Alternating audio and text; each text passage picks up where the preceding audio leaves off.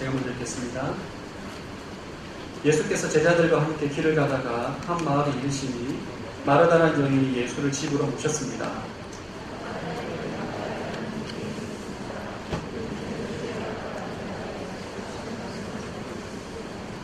그러나 마르다는 여러 가지 접대하는 일로 정신이 없었습니다. 그래서 마르다가 예수께 다가와 말했습니다. 주여, 제 동생이 저한테만 일을 떠맡겼는데 왜 신경도 안 쓰십니까?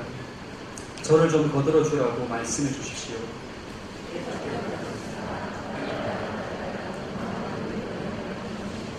함께 읽겠습니다. 그러나 꼭 필요한 것은 한 가지뿐이다. 마리아는 좋은 것을 선택했으니 결코 빼앗기지 않을 것이다. 아멘. 말씀 충만하십시오. 성령 충만하시기 바랍니다. 율법을 한 문장으로 여러분 정리하면 어떤 내용이죠? 율법. 하나님의 율법을 한 문장으로 정리하자면 하나님을 사랑하고 이웃을 사랑하라입니다. 하나님을 사랑하고 이웃을 사랑하라는 그 삶을 실천하는 것이 바로 우리가 말하는 신앙생활입니다. 우리의 신앙생활에 있어서는 하나님을 사랑하는 것이 반드시 이웃 사랑으로 실천이 나타나야 됩니다. 하나님을 사랑한다고 말하면서 이웃 사랑의 실천이 이루어지지 않는 것을 우리가 야고보서에서 죽은 믿음이라고 말을 하죠. 또한 이웃 사랑을 실천하면서 하나님을 예배하지 않는 것은 신앙생활이라고 말할 수 없습니다. 단순히 봉사활동입니다. 봉사활동. 신앙생활은 이처럼 균형이 요구됩니다. 균형. 하나님을 사랑하고 이웃을 사랑하는 이 균형 잡힌 신앙생활이 우리에게 있어야 된다는 거죠. 저를 한번 따라해 주시고, 신앙은 균형이다. 신앙은 균형입니다. 균형 감각을 가지는 것. 사람의 얼굴에서 귀가 굉장히 큰 사람은 이상한 사람이죠, 여러분. 눈과 코와 입과 귀가 조화를 이루어야만 참 조화가 잘 된 얼굴이 예쁘고 잘생긴 얼굴입니다. 할렐루야. 아무리 좋은 것도 지나치면 문제가 되는 거죠. 우리가 신앙생활에 있을 때, 여러분이 신앙생활을 할 때 언제 문제가 일어나는가? 양극단으로 치우칠 때 문제가 발생합니다. 하나님만 사랑할 때, 이웃만 사랑할 때, 양극단으로 치우치게 될 때 신앙에 문제가 일어나게 됩니다. 우리의 신앙생활에 있어서 균형 감각을 가지고 있어야 돼요. 균형 감각. 하나님을 사랑하는 예배의 영성이 있어야 되고 이웃 사랑을 실천하는 섬김의 영성이 조화를 이루어야 합니다. 오늘 읽은 본문 누가복음 10장에는 이 두 가지 사건을 통해서 하나님의 사랑과 이웃 사랑에 대한 균형의 영성에 대해서 우리에게 말해주고 있어요. 양극단으로 치우치지 말라는 거죠. 첫 번째 사건은 지난주에 함께 나누었던 사마리아 비유입니다. 사마리아인 비유. 하나님을 사랑하는 것, 율법을 지키는 곳에만 치우쳐 있는 율법학자에게 제사장과 레위인과 사마리아인 비유를 통해서 이웃 사랑을 실천하지 않는 하나님의 사랑은 죽은 믿음이다. 잘못된 것이다. 균형을 잃어버린 것이다. 우리에게 가르쳐줬어요. 오늘 본문에 나오는 두 번째 사건은 마르다와 마리아 이야기입니다. 예수님을 섬기는데 분주한 마르다가 마리아를 비난하고 판단한 내용이 오늘 본문 사건이에요. 이웃 사랑에 심취한 나머지 하나님을 사랑하고 경배하는 마리아를 판단하는 이 이야기는 우리 신앙생활 가운데 균형 감각이 중요하다. 예배의 영성과 섬김의 영성의 조화가 반드시 병행되어야 한다는 것을 우리에게 가르쳐주고 있어요. 첫 번째 나누고 싶은 주제는 하나님의 임재가 머무는 곳, 예배와 섬김의 차점, 좀 길죠. 우리 38절 말씀 한번 읽어보겠습니다. 38절 시작.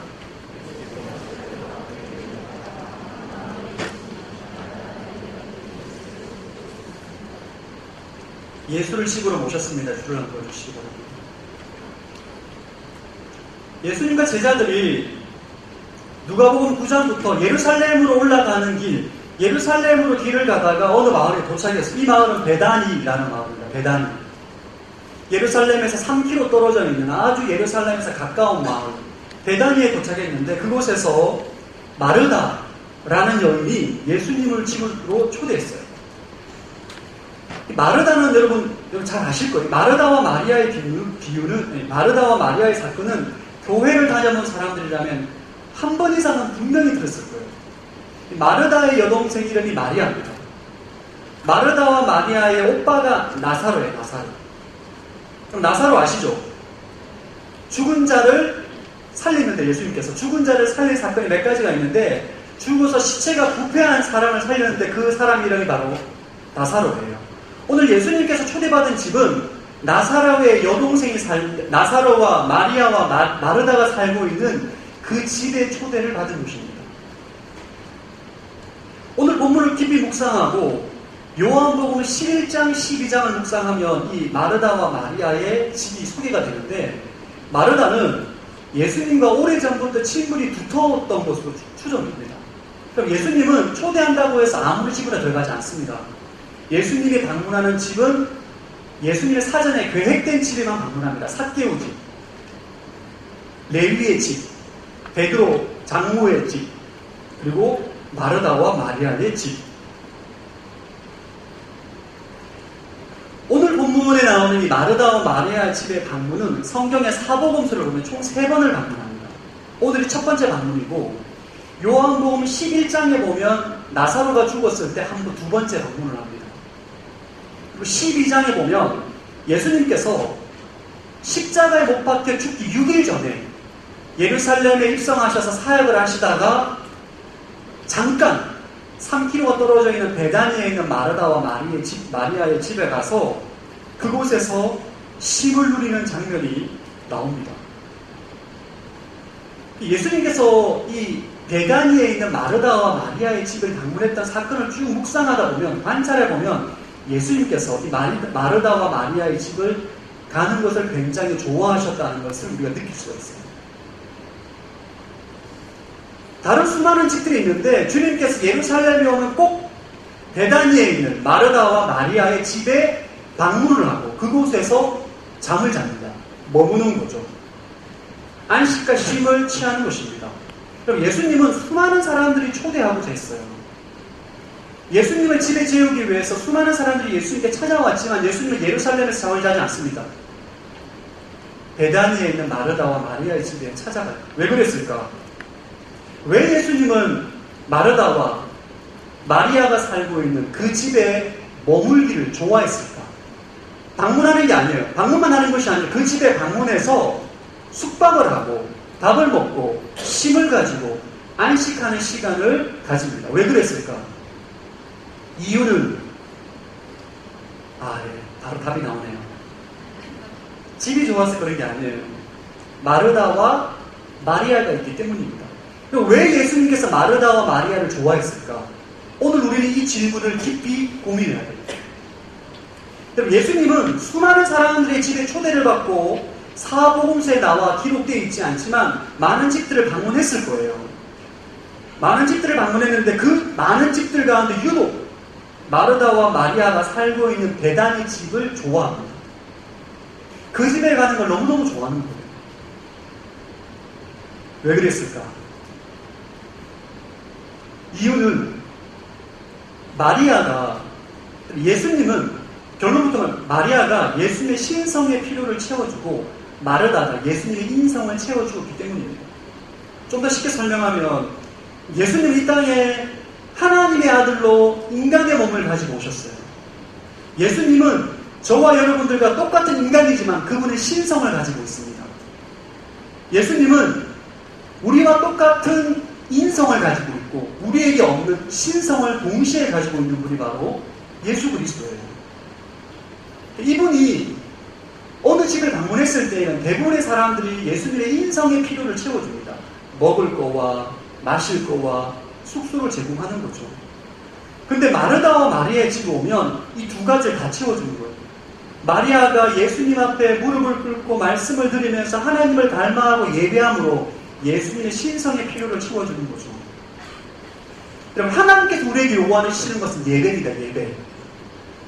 전능하신 하나님께서 우리에게 요구하시는 다른 건 없어요. 우리가 하나님을 예배를 요구하시는 거죠. 이 마리아가 예수님의 신성의 필요를 채워주는 거예요. 마르다는 예수님도 우리와 똑같은 인간인데 배가 고프고 피곤하면 잠이 오고 똑같은 인성을 가지고 있는 분이세요. 예수님의 필요, 식사, 숙소, 그 다음에 마실 것 이런 것들을 다 제공해 주는 거죠.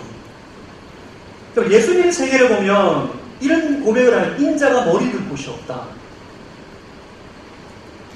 이 말은 무슨 말이냐면 예수님께서 어딜 가든지 그 자신을 완전히 환영해 주는 데가 없다는 거예요. 예수님이 이 땅 가운데 태어났을 때 그가 베들레헴의 아버지 요셉과 마리아가 인구조사 때문에 베들레헴에 가게 됩니다. 예수님이 출산하게 될 때 그때 베들레헴 영안에 빈방이 하나도 없는 거예요. 결국 예수님은 베들레헴의 어느 마구간의 한 구유에서 출생을 하게 됩니다. 예수 그리스도의 인성을 베들레헴이 충족시켜주지 못하는 거죠.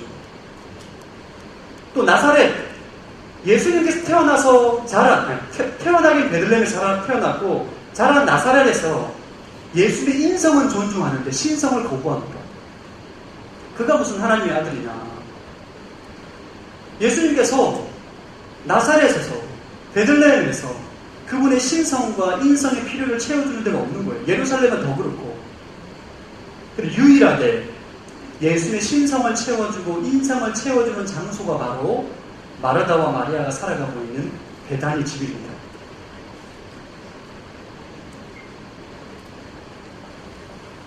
예수님이 너무너무 좋은 거예요. 왜냐하면 다른 집에 가면 인성의 필요를 채워주지만 신성의 필요를 못 채워주는데 이곳에 오면 마리아가 전심으로 예수님을 예배합니다. 예수님의 신성의 필요를 채워주는 거죠. 마르다가 예수님이 먹어야 될 밥, 숙소, 저는 예수님께서 좋아했던 음식 뭔지 모르지만 있었을 거예요. 그 음식을 만들어주는 거예요. 인성의 필요를 채워주고 피곤한 육체 가운데 편안하게 잠을 잘 수 있는 숙소를 잘 마련해 주는 거죠. 오늘 본문에 나오는 마리아는 여러분, 마리아는 하나님을 향한 열정, 예배의 영성을 가지고 있는 사람을 대변합니다. 예배의 영성. 이 시대에 사실 여자가 랍비의 무릎 앞에 앉아서 말씀을 듣는 것은 굉장히 이례적인 일입니다. 여자가 있어야 될 장소는 부엌이에요. 부엌인데 마리아는 자신이 여성임에도 불구하고 사회 통념적인 관례를 깨고 예수님 발 앞에 앉아서 말씀을 듣고 있는 거죠. 하나님을 향한 열정이 대단합니다. 예배의 영성이 강한 거죠. 마르다는 예수님과 그의 제자들의 필요를 보고 예수님이 오랫동안 사역했기 때문에 배가 고플 것이고 목도 마를 것이고 잡채, 탕수육, 짜장면, 오뎅, 떡볶이, 국수, 라면 다 만들었을 거예요. 할렐루야, 제가 좋아하는 음식입니다. 저는 분식이 맛있어요. 네, 초등학생이 맛이죠. 어쨌든 예수님의 필요, 육신의 필요를 다 채워주는 거죠. 숙소도 마련하고 침대, 이불 이런 거 다 마련하는 거죠. 이 마르다는 인간의 필요를 보는 눈이 있습니다. 긍휼한 마음, 사람의 필요를 보고 그것을 채워주고자 하는 긍휼한 마음, 섬김의 영성을 가지고 있습니다. 그럼 예수님이 머물기 좋아하는 교회와 가정은 어떤 교회인가? 예배 영성과 섬김의 영성이 조화를 이루는 교회입니다.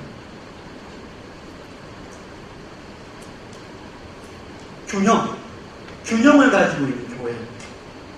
그럼 예수님께서 수많은 교회를 방문하지만 방문하는 교회를 다 머물기를 좋아하는 게 아니에요. 어떤 교회는 하나님만 예배해요. 이웃 사람들이 죽어가고 배고픈 것들에 대한 관심도 없고 하나님만 예배하는 교회를 예수님은 부담스러워해요. 불편합니다. 하나님을 예배하는 것에 관심이 없고 봉사와 이웃의 나눔에 대한 것들만 관심을 가지고 있는 교회도 주님은 불편해하세요. 주님께서는 어떤 교회를 원하시는가? 예배 영성과 섬김의 영성을 조화를 이루는 균형 잡힌 영성을 가지고 있는 교회, 그런 신앙을 가지고 있는 사람을 좋아한다는 거예요. 아멘. 예수님께서 수많은 교회를 방문하지만 모든 교회에 머물지 않습니다. 어떤 교회는 하나님의 임재가 충만한 교회가 있는 반면에 어떤 교회는 하나님의 임재가 충만하지 않은 교회가 있습니다. 왜 그런가? 오늘 마르다와 마리아를 통해서 우리가 발견하는 것은 주님이 방문해서 머물고 하나님의 임재가 있는 교회는 그런 신앙생활은 예배의 영성과 섬김의 영성의 조화가 있는 곳이랍니다.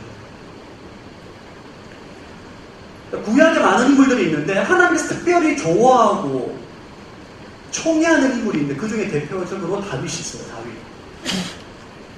다윗의 삶을 관찰하다 보면 그런 예배의 영성과 섬김의 영성이 아주 균형 잡혀 있는 인물이에요. 다윗은 목자로서 양을 치면서 하나님을 전심으로 예배하는 반면에 골리앗이 나타났을 때 이스라엘 백성들이 두려움에 떨고 염려 가운데 있을 때 백성들을 구원하기 위해서 그들의 필요를 채우기 위해서 골리앗 가운데 담대하게 나아가서 싸워 이깁니다. 다윗은 항상 하나님을 예배하고 사람들을 섬기는 삶의 균형 감각을 가지고 있어요. 이것이 신앙생활의 아주 중요한 영적인 원리입니다. 다윗이 이스라엘 통일하고 난 다음에 왕이 되고 난 다음에 가장 먼저 한 일이 뭐냐면 언약궤를 다윗성으로 가지고 오는 거였어요. 그리고 난 다음에 그가 번제와 화목제로 하나님께 예배를 드리고 백성들에게 빵 한 덩이, 고기 한 조각, 건포도 한 덩이를 나눠줍니다. 다윗은 항상 이래요. 하나님을 예배하고 이웃을 섬기고 하나님을 찬양하고 백성들을 섬기고 하나님께 번제와 화목제를 드리고 백성들에게 필요한 양식과 전쟁 가운데 차지한 전리품을 나누어 줍니다. 이게 다윗의 영성이에요. 균형의 영성. 맛집은 아무리 멀고 사람들이 많아도 사람들이 반드시 찾아갑니다. 왜 그럴까요? 그 집에 가면 특별한 것이 있기 때문이에요. 마찬가지로 예수님께서 베다니에 있는 마르다와 마리아의 집에 찾아간 이유, 그 집에는 특별한 것이 있는 거예요. 뭐냐면 예배의 영성과 섬기의 영성이 좋아요. 자, 여러분들이 균형 잡힌 영성의 소유자가 되기를 축복합니다. 우리가 신앙생활 하다 보면 양극단에 치우칠 때가 많습니다. 특별히 개신교, 기독교, 저와 여러분 같은 개신교 성도들은 어느 쪽에 치우치는가? 예배의 영성에 치우칠 때가 많아요. 하나님을 예배하고 큐티하고 말씀 보는 것을 좋아하는데 이웃을 돌아보고 섬기는 것에 있어서 부족한 면이 많이 나타납니다. 사람마다 마리아처럼 예배 영성이 강한 사람이 있고 마르다처럼 섬김의 영성이 강한 사람이 있어요. 저는 어느 과에 속할까요? 네, 관심 없으시군요. 저는 사실 마르다과예요. 마르다과. 원래 교육자가 되기 전에는 예배 영성이 강했었는데 교육자가 되고 난 다음에 섬김의 영성으로 마르다과로 좀 변했습니다. 미끄러 말그랍니다. 여러분들 가운데 여러분의 신앙생활 가운데 반드시 필요한 것이 뭐냐면 균형 감각, 균형 감각. 예배 영성이 강한 사람, 여러분 섬김의 자리로 나아가기를 축복합니다. 예배 영성이 강한 사람은 마리아처럼 예배 영성이 강한 사람은 마르다처럼 섬김의 자리로 나가야 돼요. 가서 섬겨야 돼요. 사람들의 필요를 채우는 삶을 살아야 됩니다. 그래야만 여러분의 신앙의 균형을 찾게 되는 겁니다. 반면에 마르다처럼 섬김의 영성이 강한 사람은 이제 예배의 자리로 나아가야 돼요. 여러분의 신앙에 균형 감각을 맞춰야 된다는 거예요. 성령께서 여러분 인생 가운데 인지하는 하나님께서 예수님께서 머물기를 원하시는 그 신앙의 삶은 예배와 섬김의 균형을 가지고 인생을 원한다는 거예요. 할렐루야. 여러분들 가운데 균형의 영성을 가지기를 축원합니다. 두 번째 나누고 싶은 주제, 영적 분리를 경계하라입니다. 예배 영성과 섬김의 영성의 조화를 이루지 못하면 대개 갈등이 일어납니다. 갈등. 여러분의 개인의 삶에도 그렇고 교회 공동체에서도 우리 사회에서도 예배 영성과 섬김의 영성의 조화와 연합을 이루지 못하게 되는 갈등이 일어납니다. 이 갈등이 오늘 마르다를 통해서 드러나게 됩니다. 우리 39절, 40절 말씀 한번 읽어보겠습니다. 시작.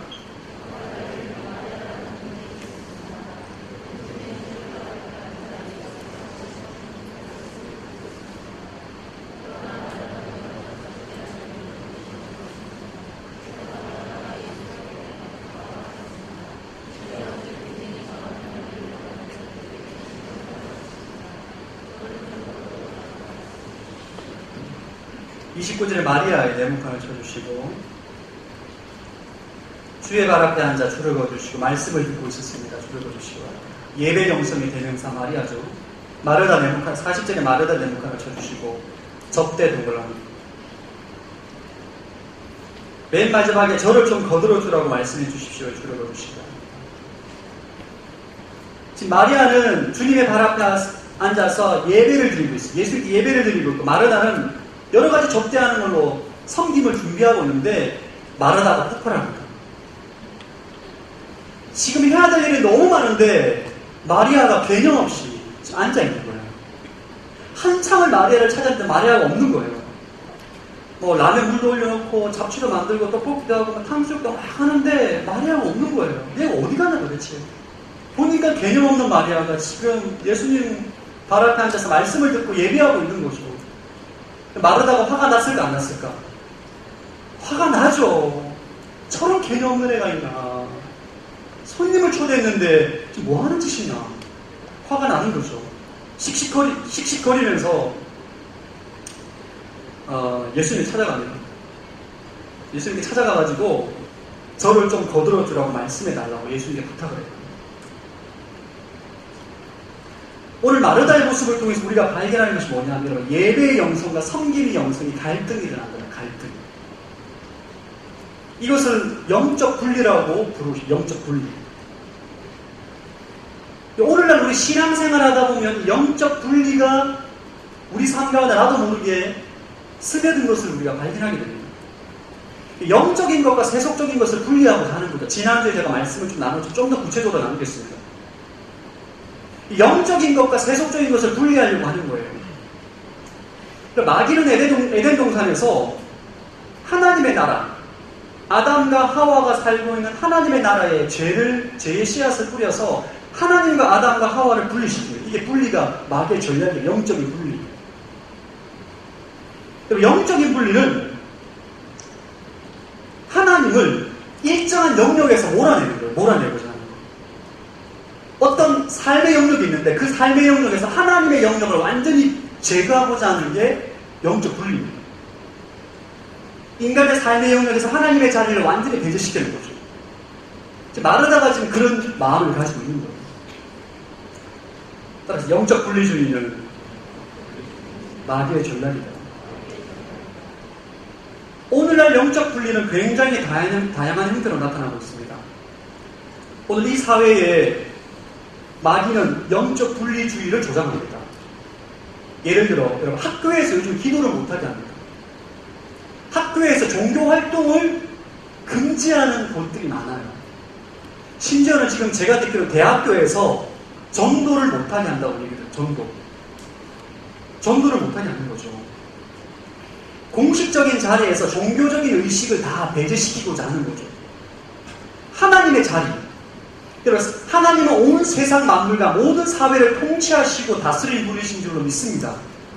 그런데 하나님이 다스리는 모든 사회와 학교와 교회와 가정에 있는 하나님의 영역을 제거하고자 하는 거예요. 제거. 이게 영적인 분리입니다. 하나님의 자리를 몰아내는 거예요. 그리스도인들은 하나님의 임재를 완전히 배제하고자 하는 영적 분리를 경계해야 해요. 근데 많은 사람들이 이것에 대해서 잘 모릅니다. 많은 크리스찬들이 일터에서 하나님을 배제합니다. 일터에서. 여러분의 직장에서 하나님을 배제해요. 자신이 일하는 일터에는 하나님의 자리가 없다라고 생각하는 거죠. 지금 마르다는 마리아가 그 자리에 앉아서 하나님을 경배하는 것 자체가 싫은 거예요, 지금. 분주하기 때문에. 준비를 해야 되기 때문에 빨리 이걸 없애고, 야, 마리아야 와서 빨리 일을 도와라. 이 마음을 갖고 있는 거거든요. 많은 청년들이 자신의 직장에서 일터에서 하나님의 자리를 제거합니다. 이런 거죠. 교회에서 열심히 예배드리고 신앙생활하고 찬양하다가 월요일 출근하고 난 다음에 회사에서 하나님에 대한 생각을 한 번도 하지 않는 거예요. 이 회사에 하나님께서 하나님을 초대하지 않는 거예요.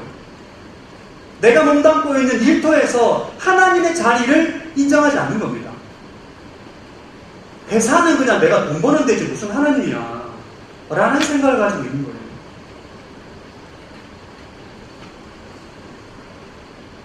오늘날의 수많은 청년들, 여러분이 일터, 직장은 하나님의 부르심과 소명의 자리인 줄로 믿습니다. 그 자리에 하나님께서 통치하시고 다스리고 그 회사를 운영하시는 하나님이라는 것을 인정해야 돼요. 여러분이 직장에서 영적 분리를 하는 것은 지금 마르다가 마리아를 비난하고 제거하고자 하는 행동과 똑같은 거예요. 여러분의 직장은 그냥 단순히 돈을 벌기 위한 그런 자리가 아닙니다. 믿으십니까? 하나님 부르심의 자리이자 소명의 자리고 그 자리에서 하나님의 임재를 경험해야 돼요. 아멘. 어떻게 경험하는가? 여러분의 직장에 하나님을 초대하십시오. 어떻게 하나님을 초대해야 돼요? 어떻게 하나님을 초대하죠? 여러분의 의식의 변화. 하나님은 내가 일하고 있는 이 직장 가운데 함께 하신다.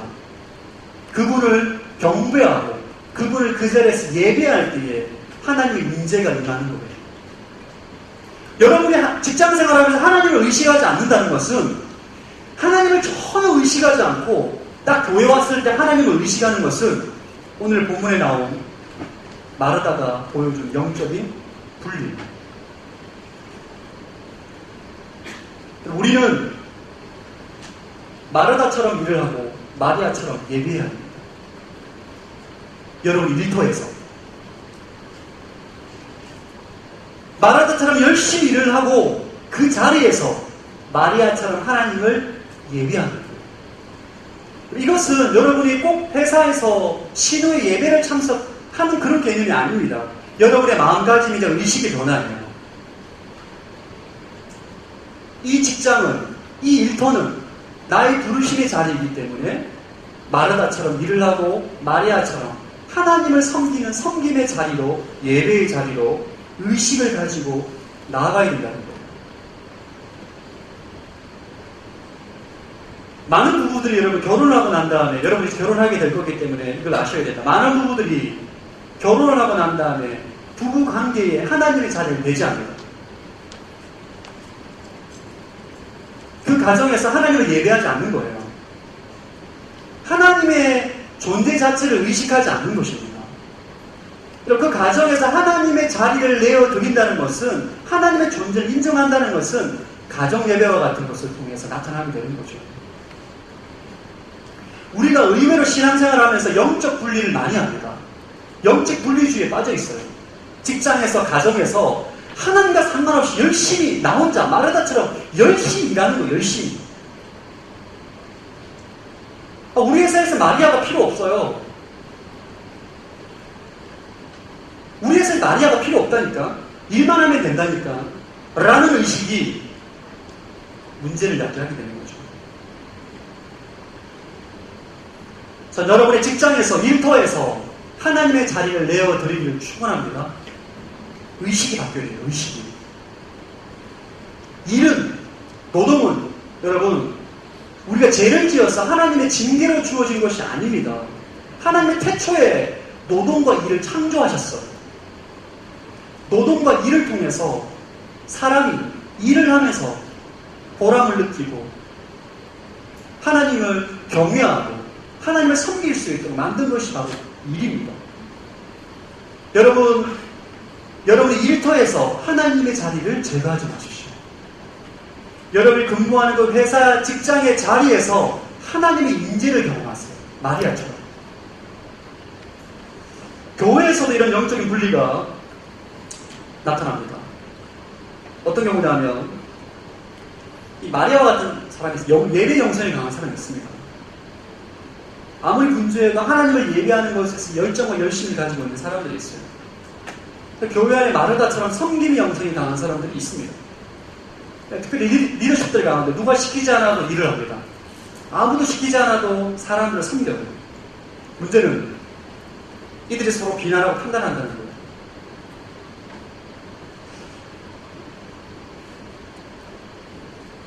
수많은 마리아들이 마르다를 판단한 거예요. 저들은 예배를 안 드린다고. 너무 분주하다. 수많은 마르다들이 수많은 마리아를 판단해요. 쟤네들은 진짜 맨날 예배만 드리고 사람들이 필요를 돌보지 않는다 라고 판단하고 생각하는 거죠.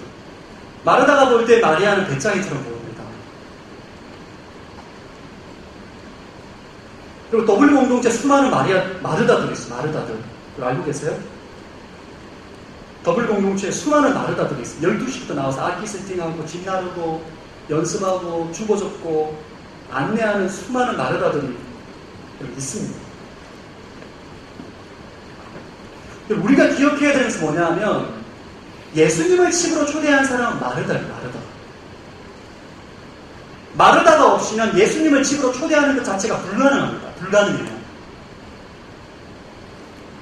마르다의 섬김이 영성이 없으면 예수님과 제자를 초대하지도 못할 뿐더러 교회 안에 있는 모든 사역을 할 수 없습니다. 전도 집회도 못하고 수련회도 못하고 어떤 것도 할 수 없어요. 공동체가 돌아가지 않습니다. 또 기억해야 될 거, 예수님께서 마르다와 마리아 집에 왔을 때 그분을 경배하고 예배하는 이들이 바로 마리아였다는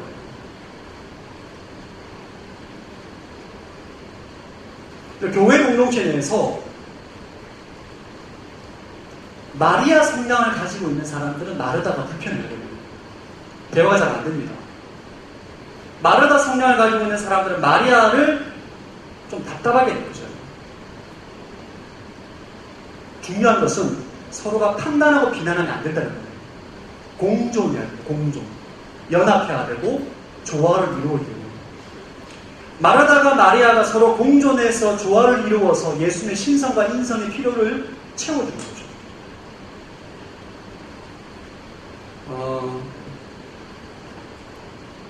우리 요한복음 12장 1절부터 3절까지 한번, 요한복음 12장 1절에서 3절 자막 가능한가요? 제가 지나왔는데,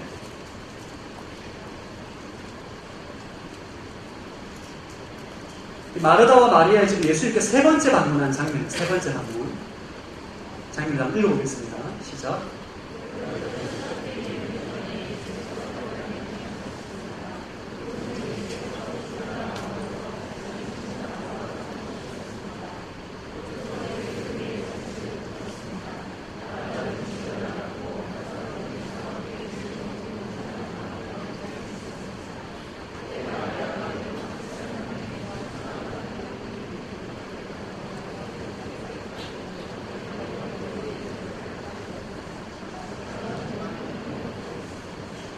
오늘 본문에 마르다가 예수님께 마리아를 비난하다가 약간 책망 섞인 말을 듣거든요. 이 사건을 통해서 마르다가 깨닫습니다. 예수님을 섬기기 위해서는 나와 같은 섬김과 마리아와 같은 예배가 동시에 필요하구나를 깨닫게 됩니다. 그리고 난 다음에 시간이 상당히 지나고 난 다음에 예수님께서 십자가에 못 박혀 죽기 6일 전에 예수님께서 예루살렘에 사역을 하다가 베다니에 있는 마르다와 마리아의 집에 찾아갑니다. 1절에 보면 6월절이 시작되기 6일 전에 예수께서 베다니에 도착했다. 2절에 보면 그곳에서 예수를 위해 잔치를 베풀었는데 마르다는 음식을 달랐고 나사로는 예수와 함께 음식을 먹고 있는 사람들 가운데 함께 있었다. 3절에 보면 그때 마리아는 매우 값비싼 향유인 순수한 나드 1리트라를 가져다가 예수의 발에 붓고 머리털로 발을 씻습니다. 요한복음 12장에 보면 더 이상 여러분 마르다가 마리아를 비판하지도 않고 판단하지도 않고 예수님에게 불평을 말하지 않습니다. 마르다는 예수님의 인간적인 인성의 필요를 채우기 위해서 음식을 만들고 있고, 마리아는 예수님의 신성의 필요를 채우기 위해서 향유옥합을 깨뜨려서 그의 발을 씻으면서 그를 경배하고 있는 거예요. 우리 안에 여러분 교회 공동체 안에 영적 분리가 들어오게 되면 끊임없는 갈등과 판단과 서로를 정지하게 돼 있어요. 전 여러분들이 우리 교회 공동체, 더블리 공동체의 수많은 마르다들을 격려해 주기를 축복합니다. 우리 예배 스태프들, 리더십들을 격려해 주십시오. 그들은 여러분의 필요를 위해서 얼마나 분주하게 숨기고 있는지 몰라요. 또 이곳에 와서 하나님의 전심으로 예배하는 마리아가 있기 때문에 W 공동체 가운데 성령의 임재가 나타나게 되는 줄로 믿습니다. 히브리서 10장 24절 말씀 한번 읽어볼게요. 히브리서 10장 24절 시작.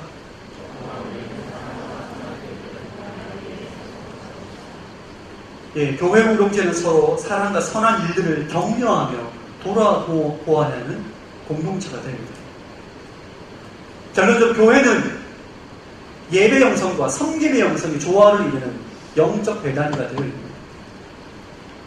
그때 예수님의 임재가 이 교회 가운데 충만하게 임하는 겁니다. 저를 한번 따라합시다. 마리아처럼 예배하고 마라다처럼 일하자. 저는 이 말이 W 공동체 모토가 되길 바랍니다. 여러분 직장에서도 여러분의 삶의 현장에서도 가는 곳곳마다 마르다처럼 일하고 마리아처럼 예배하자. 마리아처럼 예배하고 마르다처럼 일하자. 이게 교회에서만 하는 게 아니에요. 여러분의 직장에서 이 고백이 있어야 됩니다. 직장에서 마리아처럼 예배하고 마르다처럼 섬기는 거예요. 그때 하나님의 임재와 동행을 경험하게 될 줄로 믿습니다. 세 번째 나누고 싶은 것은 우선순위를 지켜라.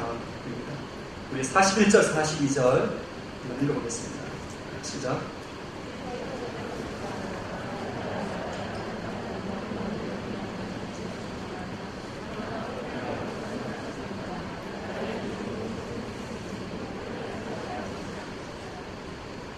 (42절에) 꼭 필요한 것은 한 가지뿐이다. 줄여주시기 바랍니다. 예수님께서 영적인 분리를 일으키는 마르다에게 한마디 합니다. 마르다야, 너 너무 분주하다. 너무 염려가 많다. 그러면서 42절 이렇게 말합니다. 마리아는 꼭 필요한 것은 한 가지뿐이다. 마리아가 좋은 것을 선택했기 때문에 빼앗을 수 없다. 라고 말합니다. 이 본문을 가지고 잘못된 이해를 가지고 있는 사람들이 있어요. 마리아는 하나님을 예배하는, 예수를 예배하는 마리아는 우월한 거고, 이런 말을 한 마르다는 열등한 것이다. 이렇게 해석하는 것은 잘못 이해한 것입니다, 여러분. 예수님께서 영적인 분리를 일으키는 마르다에게 무엇을 말씀하시고자 하는 거냐? 우선순위에 대해서 말하는 거예요. 우선순위. 또 우선순위가 틀렸다. 우선순위가. 저를 따라합시다. 우선순위는 하나님의 임재입니다. 하나님을 섬기는 사람, 마리아처럼 예배의 영성이 강한 사람이 있고 마르다처럼 섬김의 영성이 강한 사람들이 있는데 순서가 있어요. 순서. 마리아처럼 하나님의 임재 앞에 거하고 나아가는 것이 먼저 전제가 되어야 되고 그 다음에 이웃을 섬기는 것이다. 이웃 사랑을 실천하는 것이다. 라고 말하는 것입니다. 그럼 마리아든 마르다든 우리 삶의 최우선 순위는 하나님의 임재입니다. 아멘. 여러분, 예배의 결핍은 사역자의 결핍을 초래하게 되어 있습니다.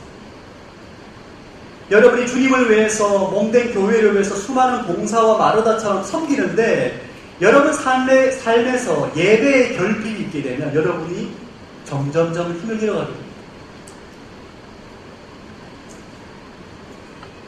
요한복음 12장에 보면 이 마리아가 향유컵을 깨뜨리고 예수님의 발을 씻는 장면이 나옵니다. 이때 옆에서 화를 내는 사람이 있어요. 누구냐면 가룟 유다입니다. 가룟 유다가 뭐라 말하냐면 이건 낭비다. 그 향유로 가난한 사람들을 도왔으면 좋았을 텐데 이건 낭비다라는 거예요. 가룟 유다의 문제점이 뭐냐면 하나님의 임재보다 자신의 섬김이 더 중요하다는 거예요. 그가 돈을 맡은 자거든요. 그가 가난한 사람들 돕는 일을 맡았는데 여러분 마리아가 향유를 깨워서 예수님 발에 부었을 때 이것은 예수님의 죽음을 준비하는 마리아 나름의 하나님을 향한 헌신입니다. 저는 그때 성령의 감동과 인재가 충만했을 거예요. 그 방 안에 무언가 알 수 없는 성령의 인재. 근데 가룟 유다는 성령의 인재가 나타났음에도 불구하고 자신의 섬김이 더 중요한 거예요. 우리가 신앙생활하면서 일으키는 실수는 뭐냐면 주님의 분명한 인재가 나타났음에도 불구하고 그 발 앞에 무릎 꿇지 않고 여전히 내가 하는 섬김에 몰두한다는 거예요. 주님의 임재가 나타나면 다 멈춰요. 주님의 임재가 나타나면 다 멈춰요. 그리고 하나님 앞에 집중하고 예배하는 것. 이것이 우리 신앙생활의 최우선순위가 되어 있다는 거예요. 사랑하는 여러분, 교회 공동체에서 여러분 마르다처럼 섬기는 여러분들, 하나님의 임재가 임하면 멈추시고 하나님의 임재에 집중하십시오. 특별히 예배를 섬기는 스태프들, 섬기다가 하나님의 임재를 경험하면 그때 하나님께 집중하는 거예요. 못해도 돼요. 할렐루야. 자막 사고 나도 괜찮습니다. 여러분의 직장에서 마르다처럼 일을 하는데 주님의 임재가 임한다. 그 다음 수고하고 하나님 임재에 집중을 해야 합니다. 여러분의 직장에서 하나님의 임재를 한 번도 경험해보지 못했다면 여러분 신앙생활을 점검해봐야 돼요. 하나님은 교회 공동체만 당신의 임재를 드러내지 않습니다. 여러분이 일터에서 주님의 임재를 드러내세요. 주님의 임재가 임했다. 그러면 하던 일을 모두 멈추고 그 임재에 집중해야 돼요.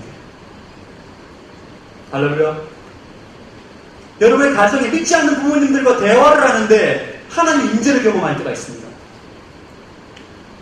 금요일날 제가 밤에 아내가 어떤 그 친구 집에 가 있어서 제가 데리러 한 10시 반쯤 갔어요. 아내 친구와 대화를 하는데 복음을 잘 모르는 거예요. 한참 얘기를 하는데 성령이 임재가 돼요. 12시까지 설교했습니다. 할렐루야.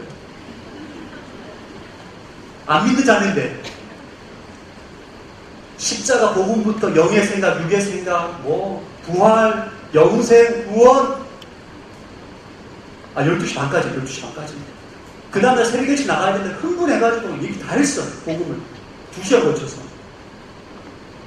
사실 저는 그 새벽에 남한산성으로 가야 됐기 때문에 빨리 자고 일어나서 가야 되는 거예요. 저는 토요일날 남한산성에서 멘토 수련회가 있었기 때문에 제가 마르다처럼 가서 섬겨야 됐거든요.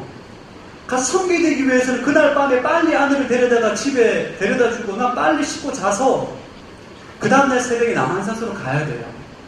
그게 저의 역할입니다. 근데 아내 친구와 대화를 하다가 이 자매에게 복음이 필요하고 성령의 임재가 느껴지는 거예요. 그래도 어떻게 해야 되죠?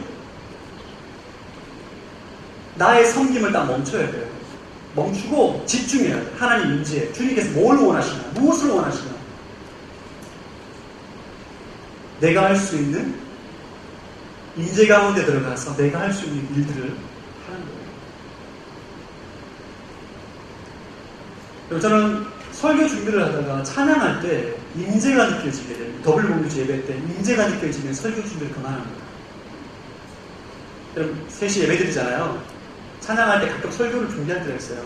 죄송합니다. 준비하다가 갑자기 임재가 느껴질 때가 있어요. 하나님 임재가. 그러면 다 덥습니다. 덥고 하나님을 찬양합니다. 오늘 마르다에게 가르쳐 꼭 필요한 것 한 가지. 우리 신앙생활의 최우선순위 하나님의 임재. 하나님의 임재. 전 여러분들 하나님의 임재를 갈망하는 여러분들이 되기를 축복합니다. 우리 안에 하나님의 임재를 갈망해야 돼요. 특별히 더블유 공동체 예배 가운데 하나님의 임재가 충만하다고. 여러분의 삶의 현장에, 여러분의 가정에 하나님의 임재가 충만하도록 사모해야 돼요. 여러분, 하나님의 임재는 교회에서만 일어나는 것이 아니고 그렇게 생각하는 건 잘못된 생각이에요. 아무도 믿지 않는 여러분의 직장에서 하나님의 임재가 임하게 됩니다. 아멘. 그걸 포착해야 돼요. 하나님의 임재가 임할 때 다 스톱하고 그 임재에 집중하고 하나님의 뜻 가운데 거해야 돼요. 임재 가운데 무릎을 꿇어야 돼요. 임재 가운데 하나님을 예배하는 것이죠. 오늘 예수님께서 마르다에 그것을 책망하는 거예요. 너의 삶의 우선순위가 잘못됐다. 하나님의 임재에 집중하라. 오늘 41절에 보면 하나님의 임재, 우리 삶의 우선순위죠. 하나님 임재를 우리 삶의 최우선순위로 하는 데 있어 방해하는 것 두 가지가 나옵니다. 41절 다시 한번 읽어보겠습니다. 시작.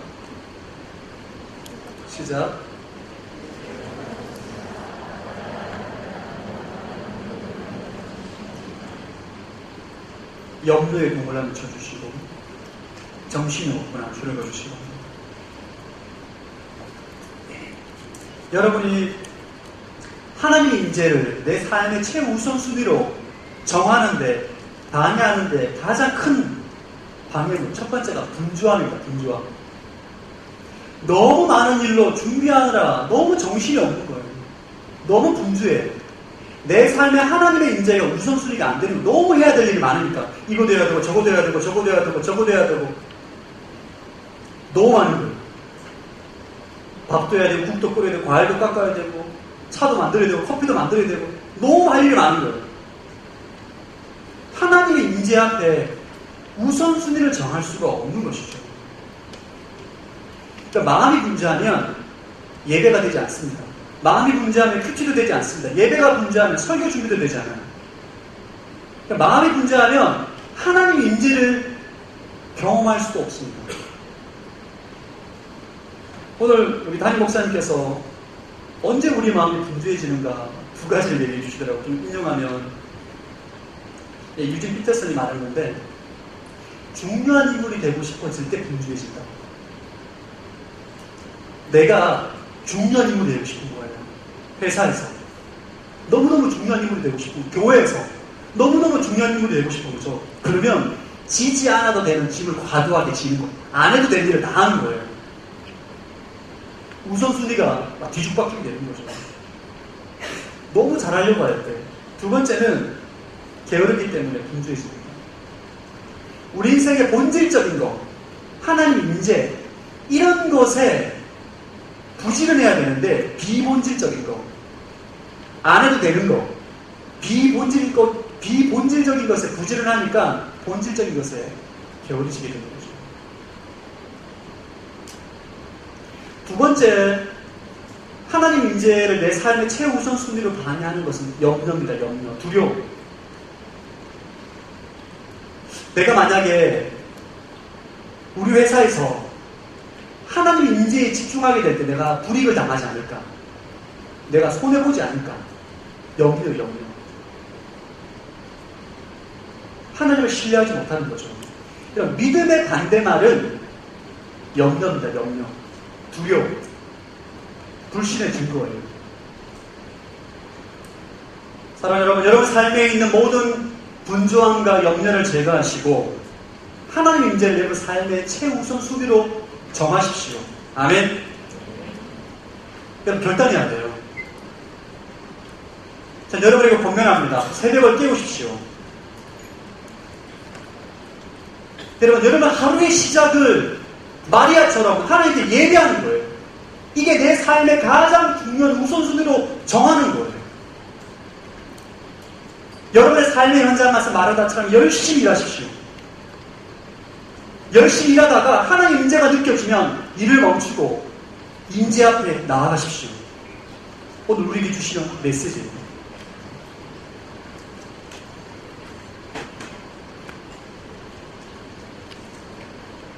많은 청년이 새벽에 일어나서 하나님께 예배하고 기도하는 것을 힘들어합니다. 저도 힘든가 여러분. 그리고 청년할 때 여러분 새벽에 하나님께 예배하고 첫 시간을 내 마음을 내 생각을 내 삶을 주님께 드리는 것 너무나 중요한 경건 훈련입니다. 새벽을 깨우시고 새벽에 마리아처럼 하나님께 전심으로 예배하는 여러분이 되기를 축복합니다. 그게 너무 중요한 거예요. 삶의 우선순위가 정해지면. 이게 여러분의 마음의 지표예요.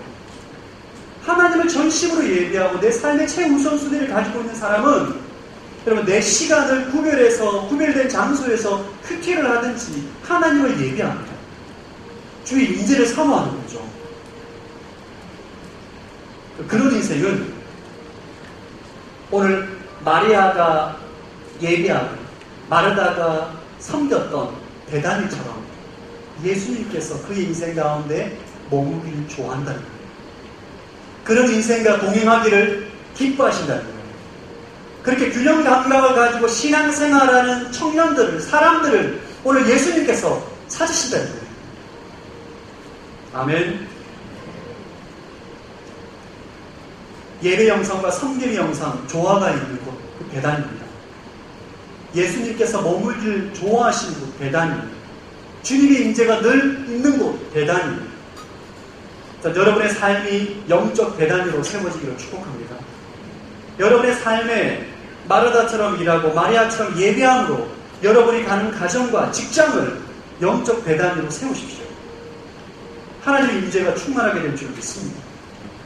우리 안에 왜 하나님의 임재가 없는가? 왜 우리 교회에 하나님의 임재가 충만하지 않는가?